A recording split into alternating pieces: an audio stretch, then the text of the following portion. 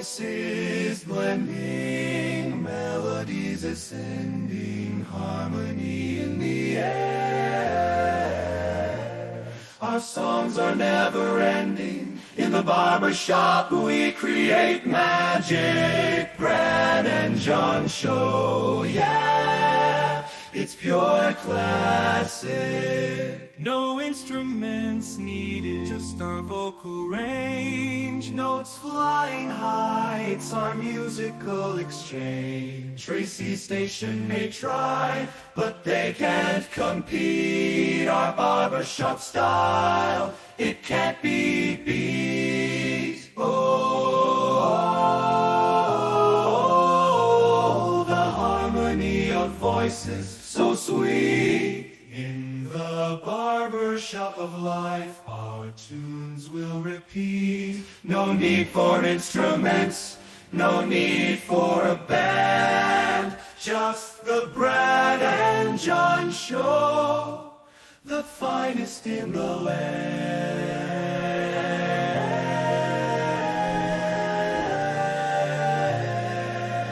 Now, some people that listen to the show on a regular basis would think that it's a Friday, but it's not. That's the reason do you know why I played that, John Combest?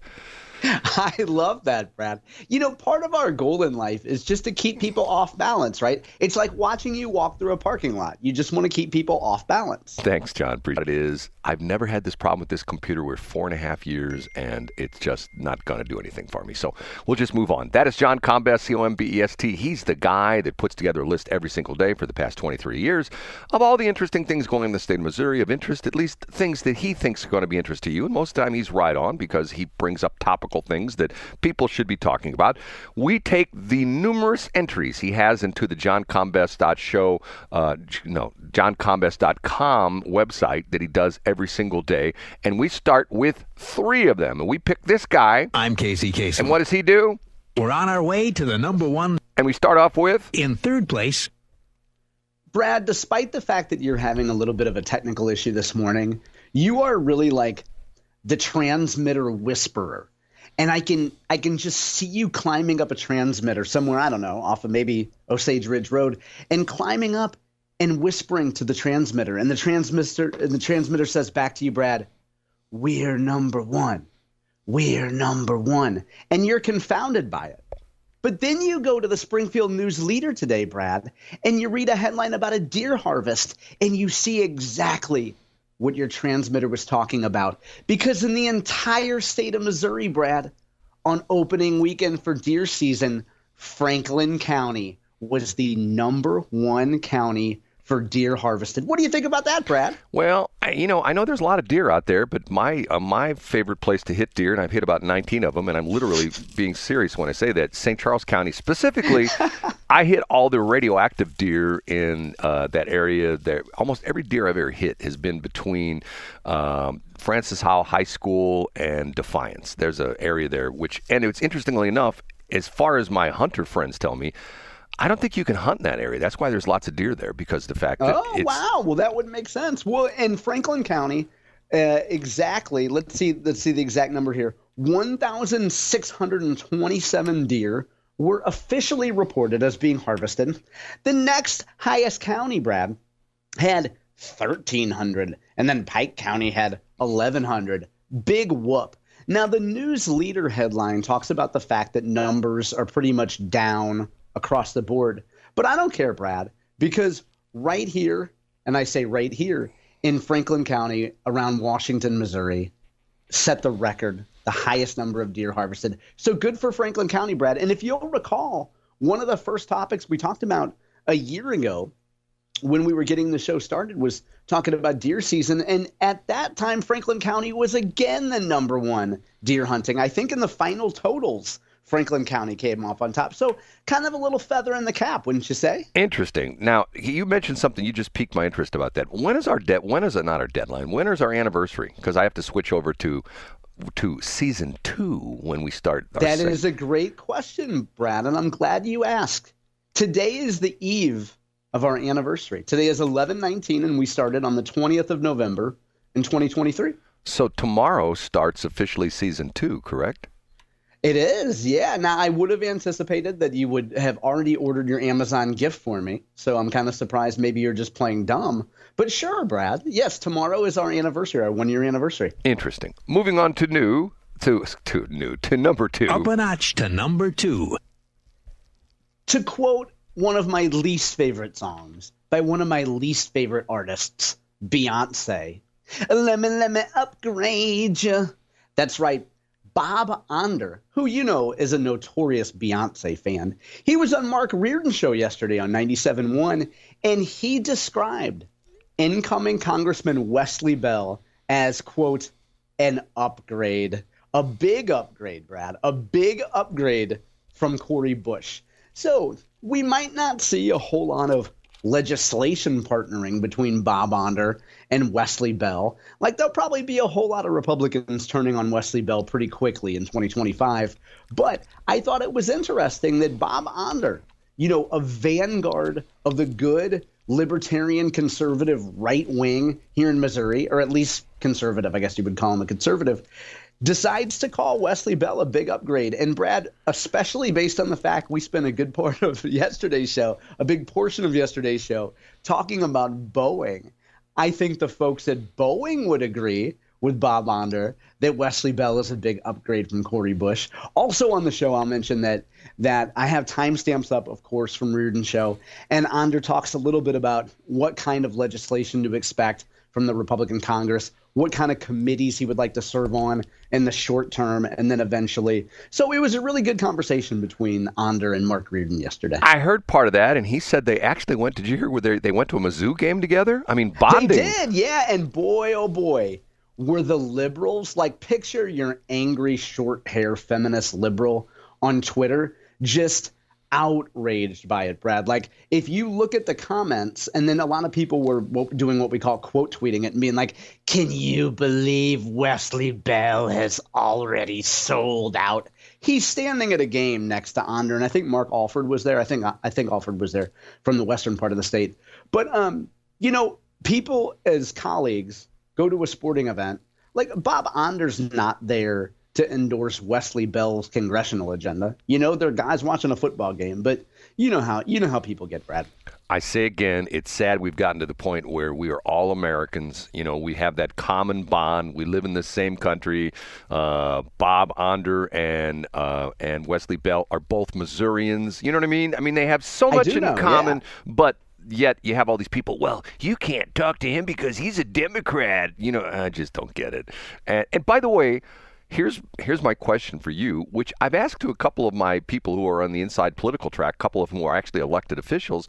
And my question is, has Bob Onder moved yet? Because remember, he has to move because he can run when he was out of district, because he used to be in Lake St. Louis and he moved to Augusta, which is in D2, Mo 2, and he needs to move back into Mo 3. Have you heard if he's moved yet? Yeah, I think he has. He has a fantastic real estate agent, Brad, who's also the best radio station operator in the state of Missouri. Give me a break. Tracy Ellis got him a house? She got him a great deal on 5 houses, Brad. And you know what? I mean, technically, maybe she doesn't actually own them. She's just leasing them. I don't know. I think I'm being pumped. You know what we should do, though, is we should run an ad. We should define ourselves by who we're not. And we should say, hey, if you love a station run by a real estate agent, or if you like a station like that, then you'll love our station. That's the kind of ad we should run, Brad. We should be so obsessed with other people that we define our own station by the fact we're not them. John's making fun of me again. I'm going to kick you while you're down, Brad. You know, you've had a rough morning, so I'm just going to pull well, I won't say anything about Minnesota officers, but I'll let you breathe. That's the difference, Brad. Well, you know what? You know who's not breathing easily are people involved in a recount. Let's move on. And I lost track. It's been a rough morning. Was that number 2 or was that number 3? That was number 2, Brad. Okay, so we're on to number 1, correct? That's right. Okay, here we go. The number 1. An important day in Missouri elections happens today, Brad. And I'm not going to put you on the spot by asking you what happens. No, I'm just going to tell you, Brad. Today, the great John Ashcroft, better known as Jay Ashcroft, is in charge of certifying election results. They got to be buttoned up, Brad. Got to have final numbers. No more, we'll wait to see how the figures come in. Nope, we're going to have final numbers today. They got to be certified, Brad. And you know what is a barn burner? You mentioned it just a couple days ago, Brad, I think on Friday. What is the most contentious and closest election tally of the whole year? It's the Amendment 2, the gambling thing, right? You're exactly right. Now, you'll appreciate this, Brad, because you have strong feelings about early voting and the fact that many counties were not prepared. Around 10,000 votes in Christian County, which is in the southwest part of the state. So just picture kind of that Springfield area. People in Springfield will go nuts on us and say that they're not Christian County, but it's a little bit, I guess that'd be a little bit east of Springfield.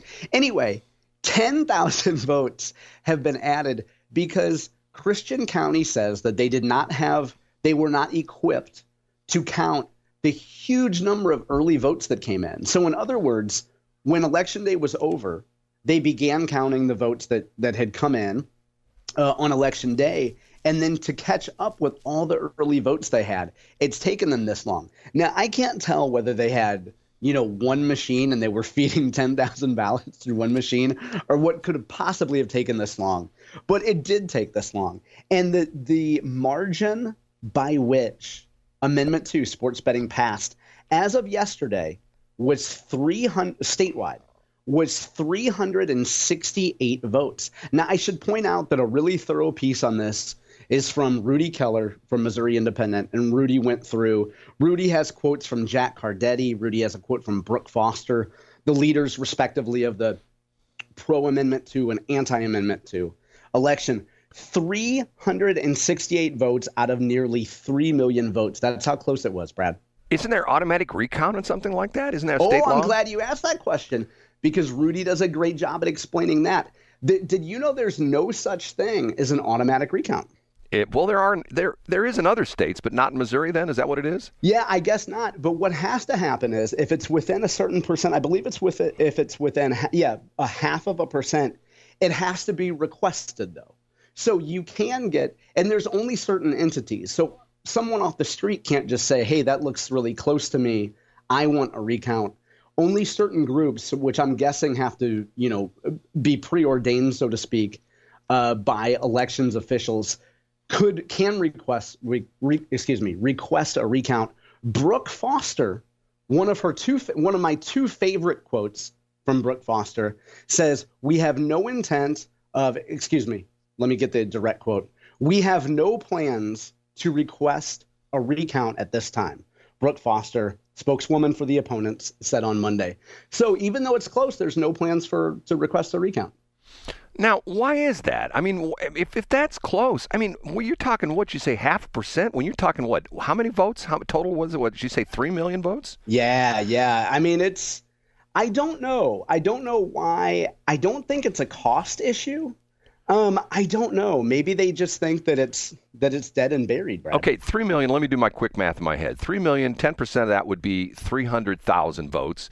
1% of that would be 30,000 votes. Am I correct? And if you're right. So we're getting closer to 0.1% if we drill down. Like a very, very like fraction, like literally what you said, like 0.01%. Holy cow. Yeah. Now I think Brad, one of my very favorite quote though, post-election from Brooke Foster came on election night. And I was going back when I got back, I did the election night in Missouri deal with Scott Fawn, which was awesome. And you can't keep John out of Jefferson City. He just is there all the time. He's there all the time, right? Although I wasn't there for a total of 15 years. I did go there 3 times this year. You're right. And so anyway, as I made it back to the hotel room, Brad, I looked on my friend Greg Keller's Twitter because I should say that when Scott and I wrapped up the show, we still didn't know what the outcome was for Amendment 2. So I went to Greg Keller, who worked for, as you know, he came on our show and talked a little bit about it. He worked for the Pro Sports Betting. And I went to Greg's Twitter to see if he had any inside information, and he didn't at that point. He was focused on the national stuff. And then I went to Brooke Foster's Twitter, and she had the best quote of election season, Brad. She said, quote, "It is with all of the professionalism that I can muster that I say, F this backward state." I remember that. If there's not a better quote, a stronger quote from a real accomplished progressive in response to Missouri election results, I think it's that, Brad. It is with all of the professionalism that I can muster that I say, F this backward state.